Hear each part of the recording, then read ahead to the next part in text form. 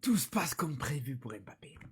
Après avoir récupéré le numéro 10, après avoir récupéré les pénaltys, après avoir récupéré les coups francs, après avoir fait en sorte que tout le jeu du Real Madrid tourne autour de lui, après avoir fait virer Hendrik, aujourd'hui, il va rester le premier salaire du club. Personne ne s'approchera du salaire d'Mbappé aujourd'hui au Real Madrid. Ça fait plus d'un an que Vinicius il se bat pour ça. Il a abandonné. Il s'est dit c'est bon, j'abandonne. Je suis tombé en face de plus fort que moi. Là, il a bien compris que là, en face de lui, il y avait un grand dictateur qui allait pas lâcher, qui allait rien lâcher, les frères. Mbappé va tenir plus longtemps, je vous le dis, au Real Madrid que Bachar el-Assad en Syrie, comme ça, vous savez. Non, vous n'êtes pas prêts, les gars. Vous êtes pas... Préparez-vous. C'est pas terminé, les frères. C'est pas terminé. Mais là, c'est que la première étape. C'est que la première étape. Parce qu'après avoir repris, comme je vous disais, les pénaltys à Vinicius, après avoir fait en sorte que le jeu tourne autour d'Mbappé et plus autour de Vinicius, comme ça pouvait être le cas avant qu'Mbappé arrive, après être devenu le plus grand salaire du club et être resté sur le plus grand salaire du club, je vous dis, dans quelques temps, ne vous inquiétez pas, les gars, dans quelques mois, on entendra Vinicius. Et pas content, il est en conflit avec la direction, comme ça a été le cas en fait toute la saison, tout ce début de saison, et qui partira et qui quittera ce club, tout simplement, les frères. C'est qu'une question de temps. Tout se passe comme prévu. Vinicius partira à la fin de saison en fait. Si tu es en train de m'expliquer que en fait le Real Madrid avec un joueur qui a marqué l'histoire de son club là récemment en faisant un doublé l'an dernier alors qu'il était en année de transition parce qu'il n'a pas pris Mbappé et qu'il a joué avec Rossellou ou Bellingham en faux numéro 9, le mec qui lui a sauvé la saison, bah que ce mec là en fait finalement il passera toujours au second plan voire au troisième plan. Tu peux faire n'importe quoi dans les matchs de Ligue des Champions, t'auras pas le ballon d'or, mais en fait moi je suis Vinicius, je me barre de ce club. En termes d'image, le joueur idéal c'est Bellingham en fait pour Florentino Pérez.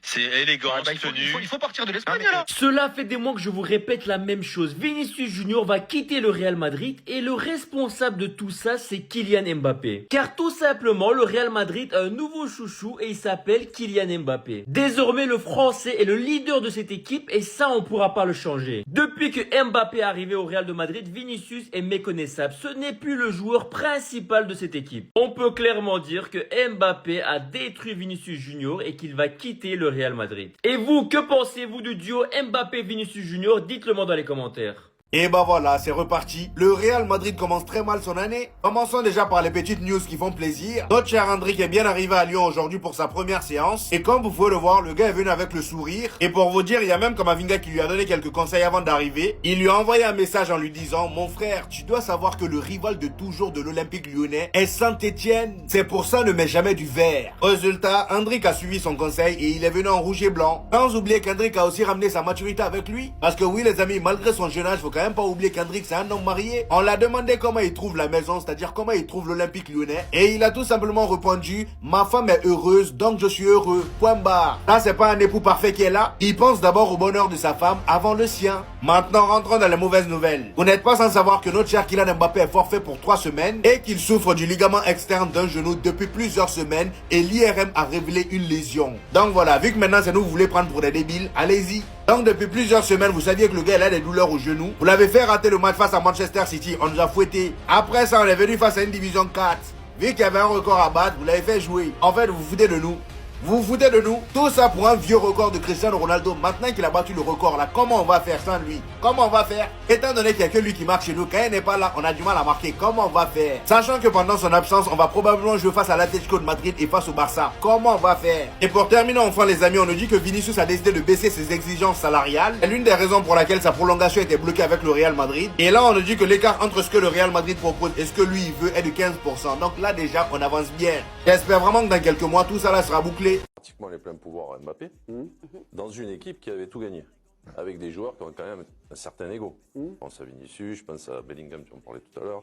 Je pense que Rodrigo, il a fait quand même un peu de bien sur Real Madrid quand ils ont gagné la Ligue des Champions. À droite. Et les mecs, à droite, ouais. Et les mecs, là tu leur dis maintenant, c'est lui le patron, quoi. Comment tu réussis à faire accepter ça à ces mecs-là? Moi je pense que c'est pratiquement impossible en fait. C'est un petit passage, hein, mais les gars, simple, efficace, qu'est-ce que tu veux dire d'autre? Et moi, quand je dis ça, il y en a, ils comprennent pas ça. C'est pour ça que je dis à chaque fois, faut rien comprendre au foot. Pour pas être d'accord avec ce qu'il dit. C'est juste logique, en fait. C'est juste du bon sens, en fait. Et il y en a, ils comprennent pas ça. Ils sont incapables de comprendre ça.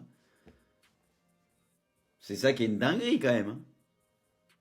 Pour moi, ceux qui sont incapables de comprendre ces choses-là ou anticiper un minimum ces choses-là, c'est des gens qui ont une vision du foot qui est très centrée sur un joueur, qui sont incapables de se projeter un peu plus loin et qui ont des avis limités, en fait. Ils ont une compréhension du foot limitée, parce que c'est évident, en fait. Peut-être passer pour le méchant encore, mais pour moi, ne pas anticiper ça, ne pas être capable de comprendre ça, c'est pas comprendre grand-chose au foot. C'est mon avis.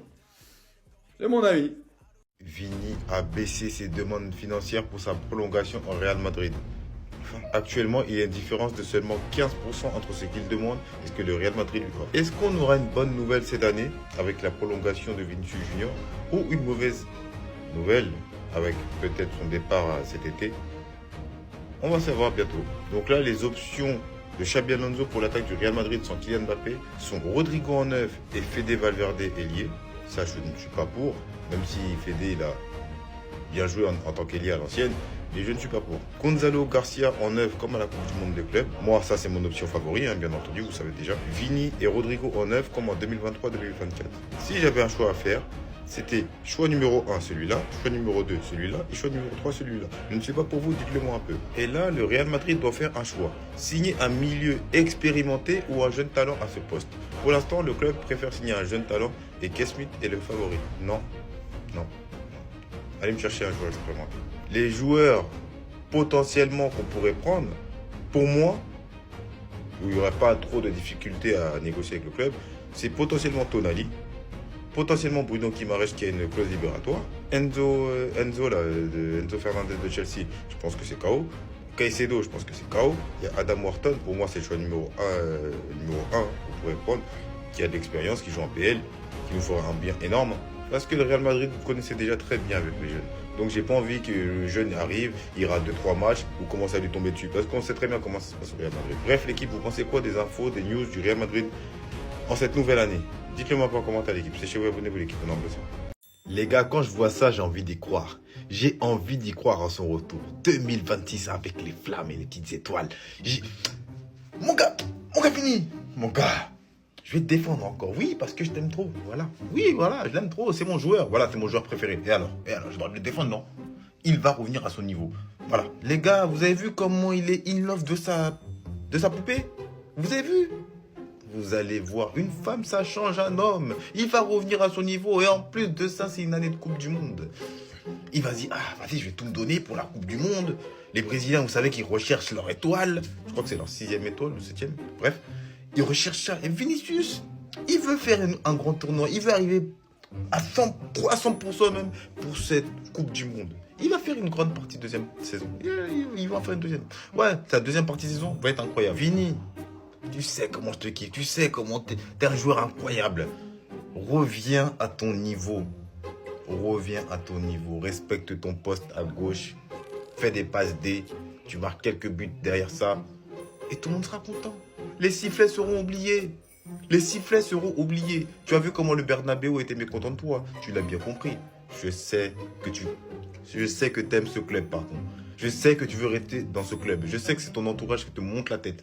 Vini, j'ai confiance en toi. L'équipe, est-ce que vous pensez à un possible retour au top niveau de Vinicius Junior en deuxième partie de saison? Dites-le moi un peu en commentaire, l'équipe. C'est chez vous, abonnez-vous, l'équipe, en blessant.